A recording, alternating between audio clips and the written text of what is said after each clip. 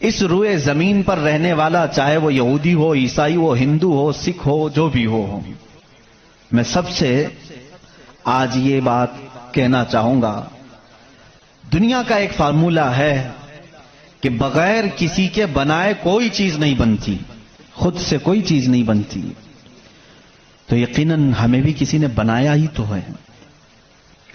ہم چھوٹی سی چھوٹی چیز کو دیکھتے ہیں، ان کو کوئی بناتا ہے، خود سے کوئی چیز نہیں بنتی۔ سائنس کے اسٹوڈنٹس بھی ہوں گے ہمارے ساتھ، اور جو سائنس کو پڑھتے ہیں ان کی جو تھیوریاں ہیں سائنسدانوں کی، وہ کیا کہتے ہیں، کائنات کیسے وجود میں آ گئی ہیں۔ وہ ملحد ہوں گے جو کہتے ہیں، بے دین لوگ ہوں گے جن کا کوئی دین ہی نہیں، جو کہتے ہیں کہ اچانک دنیا بن گئی اور اچانک ہی ختم ہو جائے گی۔ ایسا کیسے ہوگا؟ ایسا کیسے ہوگا؟ اچانک دنیا بن گئی اور اچانک ختم ہو گئی، کوئی نہیں ہے اس کے آگے پیچھے۔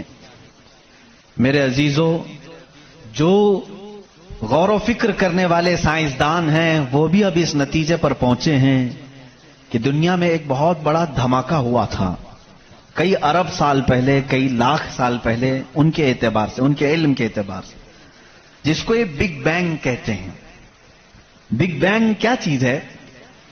تو سائنسدان یہ کہتے ہیں کہ کئی سالوں تک اس روئے زمین پر صرف سمندر تھا، اور سمندر میں بھی جو گیس ہوتی تھی وہ سب ہائیڈروجن، اور صرف 99% ہائیڈروجن اور 1% صرف آکسیجن کا یہاں پر وجود تھا، جس کی وجہ سے کوئی دوسرا زندہ رہ نہیں سکتا تھا۔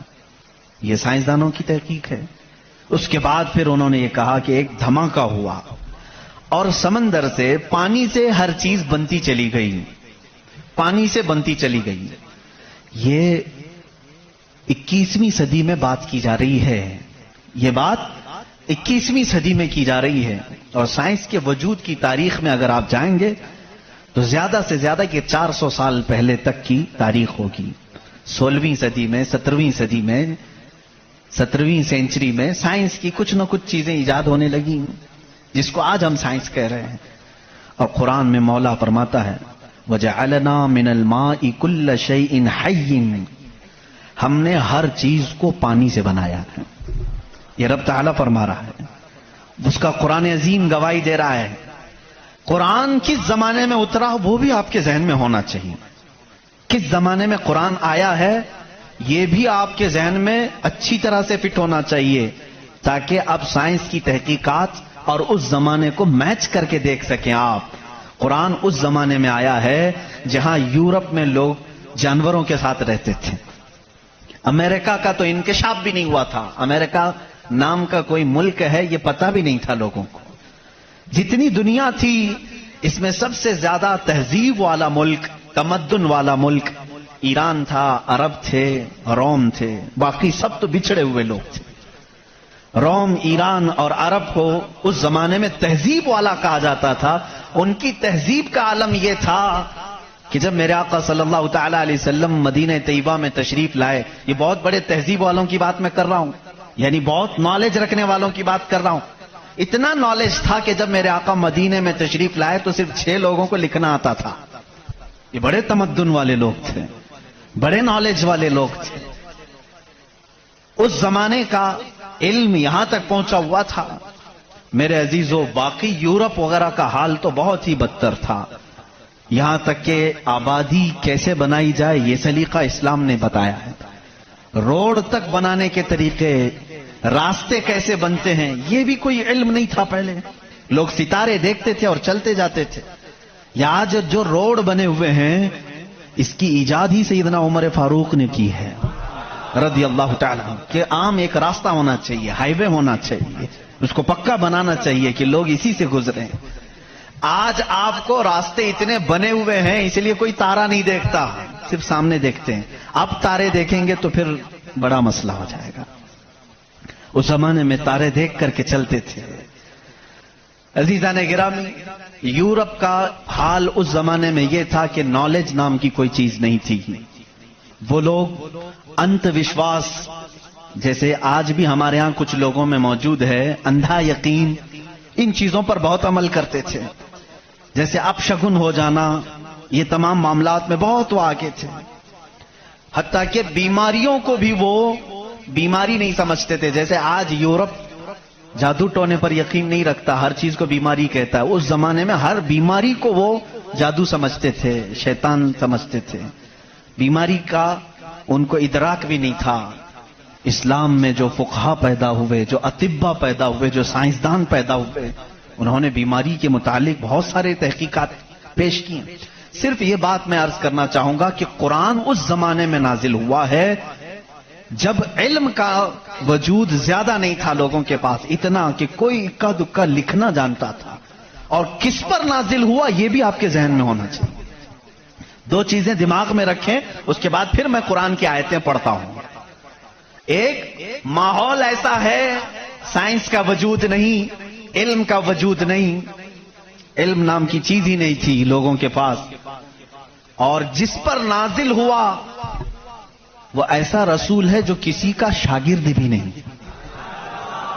کوئی استاد نہیں. محمد الرسول اللہ صلی اللہ تعالی علیہ وسلم، ان پر قرآن نازل ہوا. ایسے ماحول میں نازل ہوا جب کوئی علم جاننے والا نہیں تھا. اور جس پر نازل ہوا وہ کسی یونیورسٹی سے پڑھا، کسی کالج سے پڑھا، کسی مدرسے سے پڑھا ہوا رسول نہیں. اس رسول کا معلم اور استاد صرف خالق کائنات ہے. جبرائیل علیہ الصلوۃ والتسلیم کا بھی صرف اتنا کام رہا ہے، جو رب نے حکم دیا اتنا ہی پہنچا دیا. بلکہ بہت ساری قرآن کی باتیں ایسی ہیں جو جبرائیل پہنچا تو گئے لیکن اس کا علم انہیں بھی نہیں دیا گیا، انہیں بھی نہیں دیا گیا. اب یہ دو باتیں کسی کو بھی چیلنج کر کے بتا دینا، تاریخ کی سچائیاں اس بات کا انکار نہیں کر سکتی. اپنے تو اپنے، غیروں نے بھی حضور کی تاریخ لکھی ہے اور سبوں نے اقرار کیا ہے کہ محمد صلی اللہ علیہ وسلم ایک ایسے پروفٹ ہیں جو پوری زندگی بھر کسی استاد کے پاس گئے نہیں، کسی استاد کے پاس گئے نہیں. اور یہ بھی حکمت ہے میرے مولا کی، اسی لیے ہم اس رسول کو النبی الامی کہتے ہیں. امی کا مطلب کچھ بیوقوف لوگ آج کے زمانے کے جو بدعقیدہ ہیں وہ ان پڑھ کرتے ہیں. رسول ان پڑھ تھے معاذ اللہ. بیوقوفوں تمہیں معلوم نہیں، امی کا مطلب ہوتا ہے کسی سے پڑھا ہوا نہیں. ان پڑھ میں اور کسی سے نہ پڑھا ہوا ہونے میں بہت بڑا فرق ہے. یہ دو باتیں ذہن میں رکھو. قرآن کس ماحول میں نازل ہوا اور جس پر نازل ہوا وہ کسی کا شاگرد نہیں. اب اس کی باتیں جب ہم بیان کرتے ہیں سائنسدانوں کی آنکھیں پھٹی کی پھٹی رہ جاتی ہیں. وہ قرآن بیان کر رہا ہے ان فی خلق السماوات والارض لآیات لأولی الالباب، بے شک یہ زمین کی پیدائش میں، آسمانوں کی پیدائش میں بڑی میری نشانیاں ہیں. اللہ فرما رہا ہے رات کو ہم زائل کرتے ہیں، اسی سے دن نکالتے ہیں. قرآن یہ کہہ رہا ہے وجعلنا من السماء، آسمان سے اللہ تبارک و تعالیٰ نے وجعلنا السماء سقفا محفوظا، قرآن کہتا ہے ہم نے آسمان کو ایک محفوظ چھت بنایا ہے. قرآن یہ کہہ رہا ہے آسمان اور زمین ملے ہوئے تھے، ہم نے دونوں کو پھاڑ کر کے الگ کر دیا اور دونوں کے منہ کھول دیا. یہ قرآن اس زمانے میں کہہ رہا ہے. علم فلکیات جس کو آسٹرونومی کہتے ہیں، علم ارضیات جس کو جیو فزک کہا جاتا ہے، زمین کے معاملات، آسمان کے معاملات جاننے والا اس زمانے میں کوئی نہیں. اس وقت قرآن کہہ رہا ہے آسمان و زمین ملے ہوئے تھے، ہم دونوں کو پھاڑ دیے، ہم نے ان دونوں کو پھاڑ دیا اور دونوں کے منہ کو کھول دیا. اب کا سائنس کہتا ہے زمین و آسمان کو دیکھنے کے بعد ایسا لگتا ہے کہ یہ گیلیکسی میں ملا ہوا ایک سیارہ تھا اور یہ پھر زمانے کے بدلتے بدلتے آسمان الگ ہو گیا، زمین الگ ہو گئی. اب کا سائنس یہ کہتا ہے. اور پھر یہ بند نہیں ہے، جیسے ہماری چھت بند ہے، اوپر سے پانی ڈالو تو نیچے کچھ نہیں آئے گا، نیچے کے فرشی بھی بند ہے، نیچے زمین سے کوئی چیز یہاں مسجد میں نہیں نکلے گی. سائنس اب یہ کہہ رہا ہے آسمان میں جگہ جگہ سوراخ ہیں، منہ کھلا ہوا ہے، زمین میں بھی جگہ جگہ سوراخ ہیں، دکھنے والے نہیں، یہ کھلا ہوا ہے. اس کا مطلب میں بھی سمجھ نہیں پایا تھا، آسمان کھلا ہوا ہے، زمین کھلا ہوا، منہ کھلا ہوا ہے، کیا مطلب؟ کہا کہ اللہ تعالیٰ جب چاہے آسمانوں پر پانی ڈالے تو اپنا منہ کھولتا ہے، بارش برستی ہے. اور زمین کا منہ کھلا ہے، اس کا مطلب یہ ہے تم جہاں پر بھی جتنی گہرائی میں بھی زمین کے بیج ڈالو، اس کا منہ کھلا ہے، وہ سینہ پھاڑ کر باہر آتا ہے. اگر زمین بند ہوتی تو کوئی چیز زمین سے باہر نہیں نکلتی، زمین سے کوئی چیز باہر نکلتی ہے، اس کا مطلب ہے کہ ان کے منہ کھلے ہوئے ہیں. سائنس نے اب بھی کہا کہ آسمان کا منہ کھلا ہوا ہے، زمین کا منہ کھلا ہوا ہے. قرآن کس ماحول میں نازل ہوا ہے؟ جب سائنس کا وجود نہیں. ہاں اگر تم یہ کہتے شاید محمد صلی اللہ تعالی علیہ وسلم بہت بڑے کسی سائنسدان کے شاگرد ہوں گے تو تمہاری تاریخ لکھنے والے ہی تمہارے چہرے پر زناٹے دار تھپڑ ماریں گے، اس لیے کہ وہ رسول اپنی 63 سالہ زندگی میں کبھی کسی کے شاگرد نہیں ہوئے، حتیٰ کہ سید الملائکہ کے بھی وہ شاگرد نہیں ہوئے. قرآن یہی کہہ رہا ہے زمین کی پیدائش میں، آسمان کی پیدائش میں میری نشانیاں ہیں. عزیزان گرامی، اب میں وہ نشانیاں گناؤں بہت طویل وقت درکار ہے. کبھی آپ نے محسوس کیا کہ آسمان اللہ کی نشانی ہے؟ اللہ کی نشانی ہے. دیکھیں یہاں سب سے بڑی بات، قرآن میں کئی جگہوں پر یہ بات آئی ہے، افلا تتدبرون، افلا یتدبرون، افلا تعقلون، افلا تتفکرون. اس کا مطلب ہوتا ہے کیوں تم غور و فکر نہیں کرتے، کیوں تم سوچتے نہیں، کیوں تم تحقیق نہیں کرتے، ریسرچ نہیں کرتے. رب تعالیٰ بار بار یہ فرما رہا ہے. یہ کس کے لیے ہے؟ میں ان لوگوں کے لیے کہتا ہوں جو ایک خدا کو چھوڑ کر کروڑوں کے سامنے جھک رہے ہیں. میں ان سے کہتا ہوں تم سوچتے کیوں نہیں؟ کون ہے تمہیں پیدا کیا ہے؟ کون ہے جو تمہیں بنایا ہے؟ قرآن دعوت دے رہا ہے ان کو سوچنے کی. میرا یقین یہ کہتا ہے جو بھی انسان اس کائنات میں ہے اللہ نے اسے اتنی عقل ضرور عطا کی ہے کہ اگر وہ سوچنے پر آ جائے تو اپنے رب تک ضرور پہنچے گا. اگر وہ غور و فکر کرنے پر آ جائے تو جھوٹے خداؤں کو چھوڑ دے گا. ایک صحابی ہیں حضور صلی اللہ تعالی علیہ وسلم پر ایمان لانے کے بعد وہ کہتے ہیں حضور ایام جہالت میں ہمارے سے 2 ایسے معاملات ہوئے، ایک واقعہ یاد کرتا ہوں تو رونا آتا ہے اور ایک واقعہ یاد کرتا ہوں تو ہنسی آتی ہے. جہالت میں ہم کچھ ایسے کام کرتے تھے اسلام لانے سے پہلے کہ ایک واقعہ ایسا ہے کہ ہم رو پڑتے ہیں یاد آتی ہے تو، اور ایک واقعہ ایسا ہے کہ وہ یاد آتی ہے تو ہنس پڑتے ہیں. حضور نے پوچھا وہ دونوں کیا ہیں؟ انہوں نے کہا جہالت میں جب ہمارے گھر بیٹی پیدا ہوتی تو ہم اس کا گلا مروڑ کر دفن کر دیتے تھے. ہم نے اپنے ہاتھوں سے کئی بچیوں کو دفن کیا، وہ جب بھی یاد آتا ہے تو رو پڑتے ہیں، رونا آتا ہے. ہنسی کس بات پر آتی ہے؟ وہ کہتے ہیں ہم جب سفر پر نکلتے تھے تو ہمارے جو خدا ہوتے تھے ان کو آٹے کا بنا لیتے تھے. ہم ویسے تو مٹی کا بناتے ہیں اور پھر پانی میں ڈبوتے ہیں. ان کی ضروریت آج بھی موجود ہے. عرب والوں میں اگر میں بیان کروں کہ ہاتھوں سے خدا بنائے جاتے ہیں تو انہیں یقین نہیں آتا. ہندوستان والوں کو بہت جلدی یقین آئے گا. تو وہ صحابی کہتے ہیں ہم آٹے کے بناتے تھے. ان کے جو خدا ہوتے تھے وہ آٹے کے بناتے تھے کیونکہ مٹی کا پتھر کا اٹھا کر لے کر جانے میں بوجھل ہوتا تھا، وزن ہوتا تھا. اتنے بڑے خدا کو کہاں لے کر کے گھومتے رہے. وہ صحابی کہتے ہیں ہم آٹے کا بنا کر لے جاتے. پھر ہنسی کس بات پر آتی ہے؟ کہتے ہیں اگر سفر میں زیادہ بھوک لگتی کبھی اس کا ہاتھ توڑ کے کھا لیتے تھے، کبھی اس کا پیٹ کاٹ کے کھا لیتے تھے کیونکہ آٹے ہی کا تھا. آج بھی لوگ کرتے ہیں، شکر کا بناتے ہیں. بہرحال تو وہ صحابی کہتے ہیں مجھے ایام جہالت کی یہ باتیں یاد آتی ہیں تو میں ہنس پڑتا ہوں. خیر میں اور تفصیل میں نہیں جاؤں گا. عزیزان گرامی، غور و فکر کرنے کی جس کے اندر عادت ہوگی وہ انت وشواس، صرف پھیلے ہوئے بے یقینی پر ایمان نہیں لائے گا. آج بھی بہت سارے ایسے نیوٹرل قسم کے لوگ ہیں جو مسلمان نہیں ہیں. میں جانتا ہوں ان کو.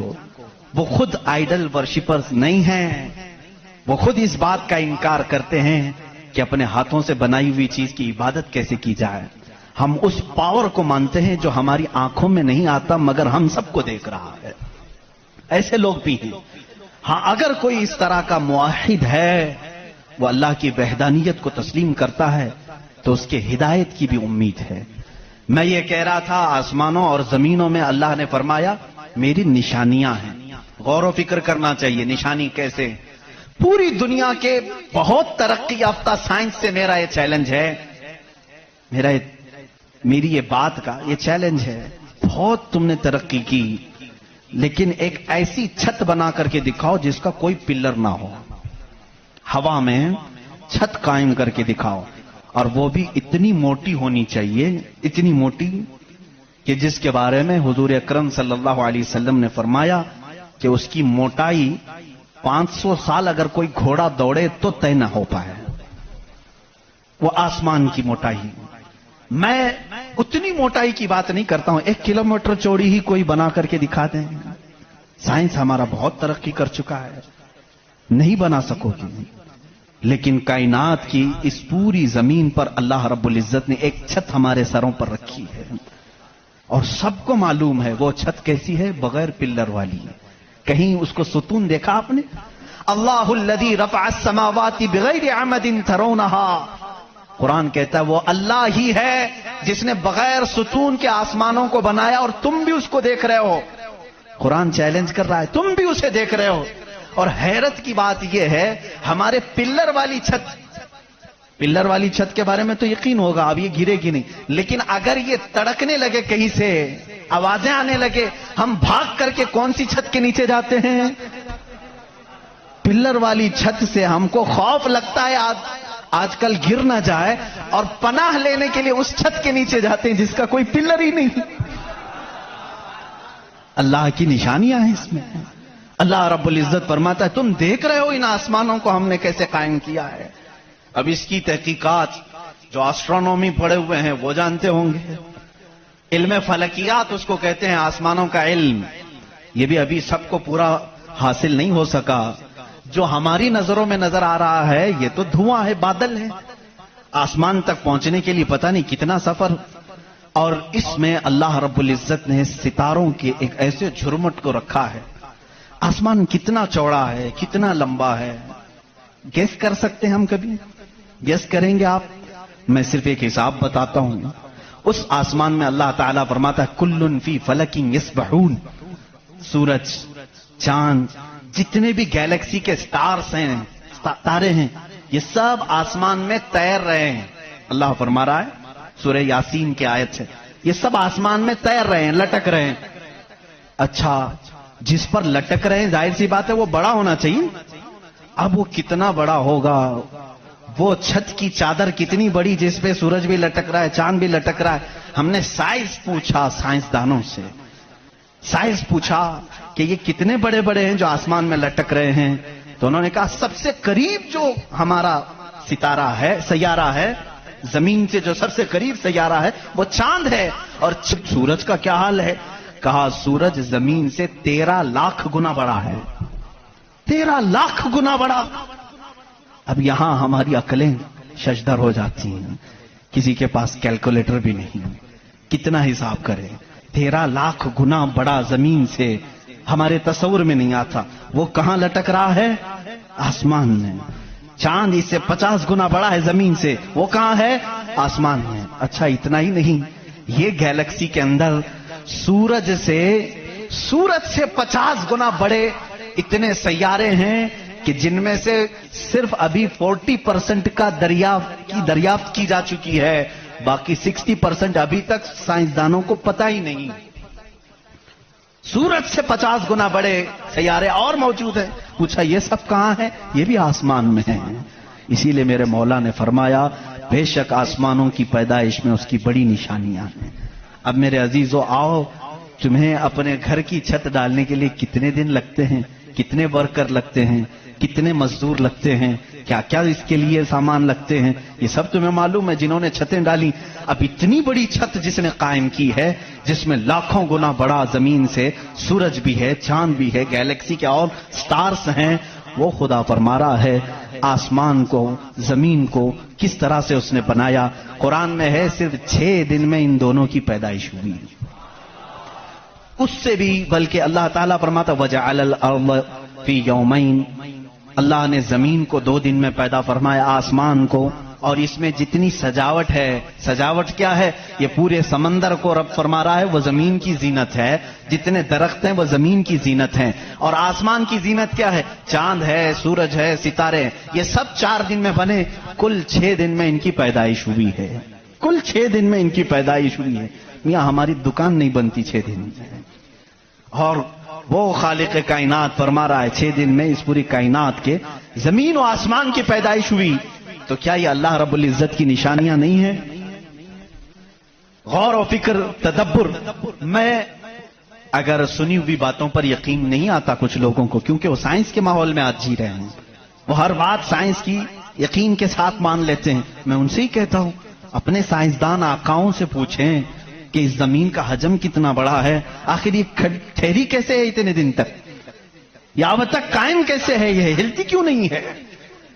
اچھا اس کے بعد رب تعالیٰ فرماتا ہے ہم نے اس زمین کو پانی پر بچھایا ہے. اے اللہ تیرے عجائب قدرت عجیب در عجیب ہیں. کتنے عجیب ہیں. آپ سے میں کہتا ہوں حوض میں یا مسجد کا بھی حوض ہے, جاؤ ایک چادر اس کے اوپر بچھاؤ, ٹاول لے کر کے بچھاؤ, کتنی دیر تک وہ پانی پر کھڑا رہے گا. ٹاول چادر اس کی موٹائی کتنی ہے, بہت پتلی سی ہے, وہ میں آئے گی, لیکن وہ آپ کے اس پانی پر ٹھہر نہیں سکتی. اگر آپ کہیں موٹی چیز میں بچھاؤں, موٹی چیز بچھا کر کے دکھاؤ کتنی دیر وہ رک سکے گی, نہیں رک سکے گی. اور یہ اللہ نے قرآن میں فرمایا ہم نے پانی پر زمین کو بچھایا, اور اس کا انکار سائنس بھی نہیں کر رہی ہے. سائنس بھی یہی کہتی ہے زمین کو جتنی جگہ سے کھودا جائے پانی ہی ہے. ہم بھی تو بورول جو نکالتے ہیں زمین کو کھودنے کے بعد پانی آتا ہے. اب پانی پر اس زمین کو بچھایا رب تبارک و تعالیٰ نے, کتنا وزن یہ اٹھائی ہوئی ہے, کتنا وزن اٹھائی ہوئی ہے. سب سے بڑا وزن تو ان مشرکین کا ہے جو اس رب کو نہیں مانتے. یہ دھرتی کا بوجھ ان کو کہتے ہیں, یہ سب کو اٹھائی ہوئی ہے. پتہ نہیں کتنے کروڑوں ٹن اس پر وزن ہے یہ, لیکن کبھی بھی ہلتی ہوئی نظر نہیں آتی. لیکن اس کو بھی قرآن میں اللہ فرما رہا ہے ہم نے اس زمین کو ہلنے سے روکنے کے لیے جگہ جگہ پر پہاڑوں کو میخ بنا کر گاڑ دیا. والجبال اوتادا, اور پہاڑوں کو ہم نے میخ بنا کر گاڑ دیا ہے. اب اس کی تحقیق اس زمانے میں نے اپنے پڑھنے کے زمانے میں اس کی ایک تحقیق اپنے استاد کے پاس پڑھی تھی. صفا مروہ کے بارے میں اختلاف چل رہا تھا. سعودی یہودی حکومت نے صفا مروہ کو پوری طور پر ختم کرنے کی ناپاک کوشش کی اور الگ سے انہوں نے مسعی بنایا صحیح کرنے کا. تو اختلاف علماء میں تھا کہ انہوں نے زیادہ چوڑا کر دیا. اسی زمانے میں یہ تحقیق ہوئی پہاڑ جو ہے اس کا وجود زمین پر کیسا ہوتا ہے. ان سعودیوں نے کہا پہاڑ ایسا اوپر شیپ میں ایسا ہوتا ہے, ٹرائنگل ہوتا ہے, اوپر سے کونا ہوتا ہے, نیچے چوڑا ہوتا ہے. ان سعودیوں نے کہا نیچے بھی یہ جڑیں چھوڑتا ہے, پھیلتا ہوا جاتا ہے, جیسے درخت اوپر ہوتا ہے اور نیچے اس کی جڑیں پھیلی ہوئی ہوتی ہیں. تو انہوں نے کہا نیچے بھی وہ پہاڑ کا حصہ ہے, اس لیے ہم نے بازو میں بھی راستہ بنایا تاکہ صفا مروہ کی صحیح اگر ہو رہی ہے تو وہ پہاڑوں کے بیچ میں ہی ہو رہی ہے. میرے استاد گرامی مصر کے ہیں, انہوں نے پوری اس پر تحقیق کے ساتھ کتاب لکھی, چیلنج کیا, کہا پہاڑوں کو اگر کھود کر کے دیکھو ہمارا یقین یہ کہتا ہے. انہوں نے بہت سارے دلائل سے ثابت کیا پہاڑ اوپر سے جو اس طرح کے شیپ کا ہوتا ہے, ٹرائنگل اوپر سے, نیچے وہ جڑیں نہیں چھوڑتا بلکہ اندر جاتے جاتے اور باریک ہو جاتا ہے. اندر باریک ہوتے ہوتے ہوتے بہت پتلا ہو کر نیچے تک جاتا ہے. میں نے پوچھا نیچے کتنی اندر تک ہے؟ انہوں نے کہا جو پہاڑ تمہیں اوپر دکھ رہے ہیں یہ پہاڑ کا 1% ہے, باقی 99% پورا نیچے ہوتا ہے. یہ پہاڑوں کی اونچائی, یہ پہاڑوں کی جو اونچائی ہے یہ 1% ہے, 99% پورا نیچے ہوتا ہے. حیرت میں پڑ گئی, اتنا نیچے پہاڑ ہے. کہا یہی تو بات ہے, کیا تم دیوار میں جب میخ ٹھوکتے ہو تو اوپر کتنا دکھتا ہے اور اندر کتنا رہتا ہے؟ 2 انچ کا اگر ہم لے رہے ہیں میخ اور کیل تو اس کا منہ صرف اوپر تھوڑا سا, وہ بھی میں ہوگا, اور 2 انچ تک اندر وہ دیوار میں دھسا ہوا ہوگا. اور جب قرآن میں مولا نے فرمایا ہے زمین پر ہم نے پہاڑوں کو میخ بنا کر گاڑ دیا ہے, آج سائنس یہ کہہ رہا ہے کہ پہاڑ 9 گنا نیچے اندر تک موجود ہے. قرآن کس زمانے میں نازل ہوا؟ آسٹرونومی نہیں تھی, آسٹرولوجی نہیں تھی, زمین کے یہ جیو فزک نہیں تھے, آلہ جات نہیں تھے, تحقیق کے لیے مائکروسکوپ ٹیلیسکوپ کچھ نہیں تھا. اس زمانے میں قرآن زمین کے اندر کی بات بتا رہا ہے.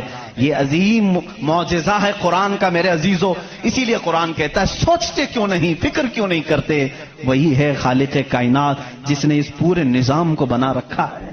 یہ اتنی ہی نہیں ہے, یہ جو زمینوں میں نظر آ رہی ہیں ان کی تحقیقات کرتے کرتے کئی لوگوں کی زندگیاں ختم ہو گئی. کچھ چاند کی تحقیق پر چلے, کچھ سورج کی تحقیق پر چلے, کچھ زمین کی تحقیق پر چلے. انسانوں کو بھی اللہ نے یہ علم دیا ہے, یہ عقل دیا ہے. یہ جو سائنسدان اپنی تحقیق کر رہے ہیں یہ کبھی یہ نہ سمجھیں کہ یہ ہماری مارے ہوئے تیر ہیں, بلکہ اللہ اپنے بندوں کو خود اتنی سمجھ بوجھ دیتا ہے کہ وہ اس کی نشانیوں کی کھوج لگائیں اور کائنات کو بتائیں کہ کوئی تو ہے جو طاقت اسے چلا رہی ہے. کوئی تو ہے نظام جو اس کی پرورش کر رہا ہے، لیکن یہ دھوکہ باز بن جاتے ہیں کچھ لوگ کہ وہ تحقیق کر کے سمجھ تو جاتے ہیں، لیکن بعد میں جب ان کو علم ہوتا ہے کہ اس کے پیچھے کوئی طاقت ہے، وہ بتا نہیں پاتے، اس لیے کہ کفر ان کے دلوں میں رچ بس چکا ہے۔